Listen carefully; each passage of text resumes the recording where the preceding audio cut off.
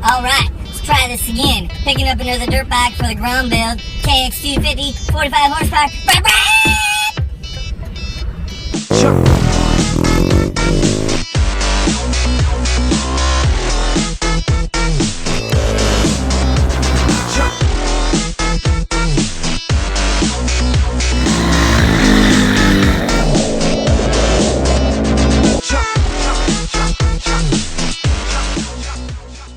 So I decided to do a 250 stroke swap versus a 250 or 450 4-stroke swap because the heads of the 4-strokes are much larger than a 2-stroke. The head's so huge that it's gonna interfere with where the backbone is on the Grom, and yeah, you could like cut it out or lower it, but there's too much fucking work. I don't want to do that. I want to bolt up an extremely powerful motor with minimal fabrication. So that's what we're going to do. We're going to do 2-stroke. 2-stroke KX250 runs about 45 horsepower at the crank, supposedly, from research on the internet. What it's actually pushing down to the tire, no idea, but it's probably up there. It's going to have a shit ton more horsepower than the 10 horsepower Grom. And the power band is going to be ridiculous. All right, so here we are way down in Phoenix. Just picked up the beast. 02 KX250. It's gnarly. The power band on this big old thing with those big old wheels, it's scary. I'd roll on, power band kick in, way! Haven't been on a dirt bike in a while. But this is gonna be really awesome.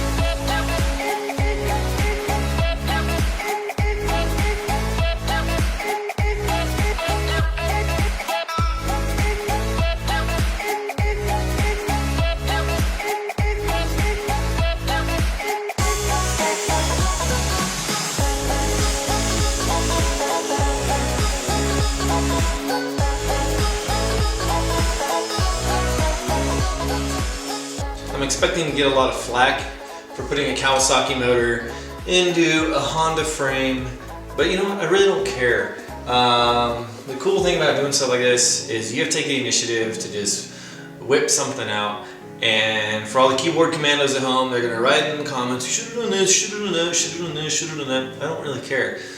I'm doing it the way I'm gonna do it. Input is great.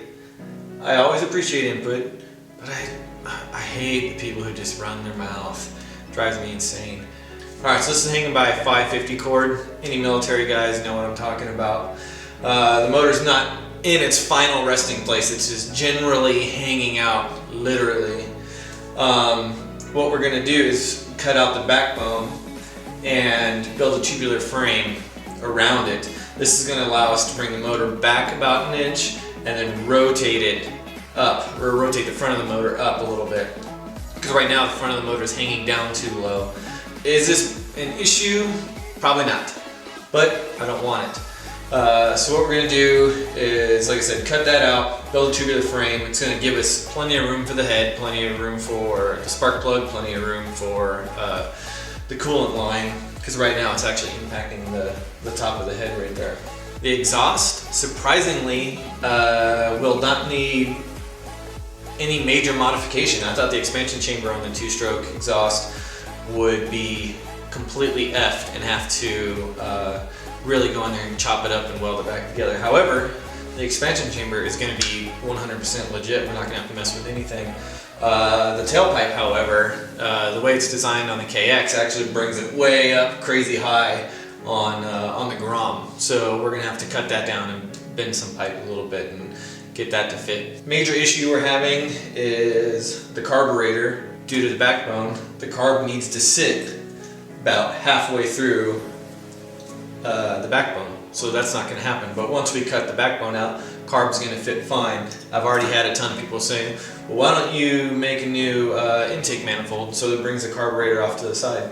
I don't want to do that because the intake manifold, it's designed this way for a reason. If you look at any of the other builds, granted they're not two-strokes, they've been the CDR 250s and 300s, they have done that. They've moved the throttle body away from the motor, and every single one of them has experienced issues because of that. And I do not want to do that. I don't want to have any power loss because of a design change that I've come up with. I want to keep the motor as OEM as possible. Sprocket aligns very well. It's going to sit at the perfect height to where it's not dragging the chain on the swing arm, effing everything up. Motor's going to sit very well. Gas tank's going to sit where it needs to be. I'm not going to have to lower the swing arm like a lot of the guys on the CDR swaps are doing. So the geometry of the bike's going to remain the same.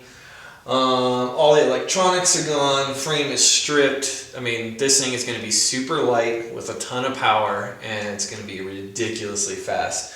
So at the end of day one, what we're waiting on is my welding gun to get here so I can actually weld some things. Right now I don't, or right now I can't. And that's pretty much it, waiting on the welding gun. I can't cut the frame out until I get that because I don't want to change anything. You want to weld up the tubular frame first because with the backbone in place, everything is obviously where it needs to be. If you were to cut the backbone out, things can get misaligned. I mean, just a fraction of an inch or a millimeter here or there can really F the bike up. So you want to weld up as much as you can with the backbone in place. And then once the backbone's in place, the new tubular frame is built, then I'll cut the backbone out and it'll be as it should. Clutch cable's fine. Throttle cable might be a little long, but I don't think it's going to be a huge issue. The rear sets are going to bolt up the same. Everything is going to be literally bolt on. This could potentially be a kit.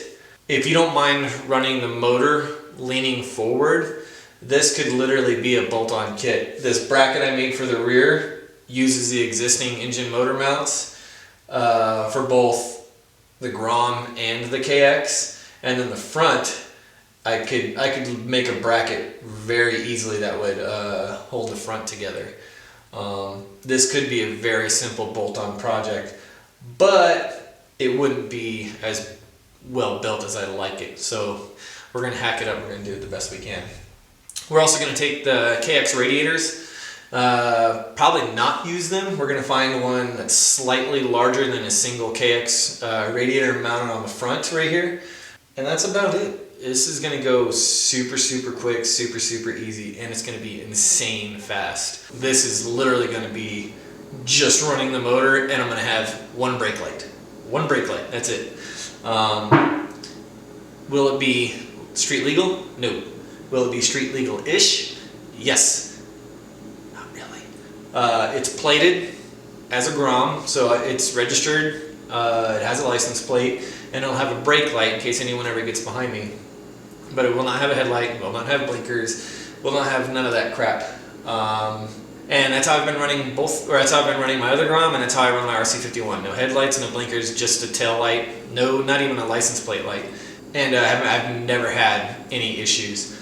So I don't foresee having any issues with this. The main reason why I'm building this, it's a twisty bike out in the mountains. We have gnarly mountain twisties out here, and a track bike. Those are my two main reasons to build this thing. I get a lot of comments where people are like, oh, it's completely useless, you can't even ride that. Yeah, I'm not sitting in a parking lot doing dank wheelies or cruising with my homies. This is literally going to be at the track going, what in the hell were you thinking? Or in the twisties going, what in the hell were you thinking? That's only two jobs. I'm basically building it because I can. I just want the wow factor. I want to show up to the grid next to R6s and Gixxers and ZX6s and whatever, and smoke them on a big bike track. And that's what we're doing for this. So at the end of day one, this is what we got. As soon as my welder comes in, we're gonna knock out some more and we'll keep posting.